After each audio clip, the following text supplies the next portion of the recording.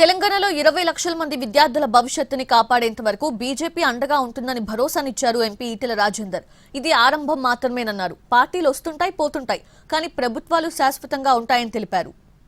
ఇది ఆరంభం మాత్రమే. సమస్య పరిష్కారమైనంత వరకు రేవంత్ రెడ్డి మెడలు వంచైనా 20 లక్షల మంది విద్యార్థుల భవిష్యత్తును కాపాడే బాధ్యత భారతీయ జనతా పార్టీ తీసుకుందని చెప్పి సందర్భంగా తెలంగాణ ప్రజానికానికి విజ్ఞప్తి చేస్తున్నా. నీకు తెలుసా ముఖ్యమంత్రి అంటే అర్థం? నా తల్లి నా తండ్రి నా పిల్లల కోసం ఏం ఆలోచిస్తుందో 4 కోట్ల తెలంగాణ ప్రజల గురించి మాట్లాడుతున్నావు కదా, తెలంగాణ జాతి గురించి మాట్లాడుతున్నావు కదా. 4 కోట్ల తెలంగాణ ప్రజానికానికి తల్లి ఎవరో తెలుసా రేవంత్ రెడ్డి, తండ్రి ఎవరో తెలుసా రేవంత్ రెడ్డి, రాష్ట్ర ముఖ్యమంత్రి అనే విషయం మర్చిపోతున్నావు. ఇవాళ నా తల్లికున్న సోయి, నా తండ్రికున్న సోయి నీకు లేనందుకు సిగ్గుతో తలదించుకుంటుంది తెలంగాణ సమాజం. నేను అంటున్నా.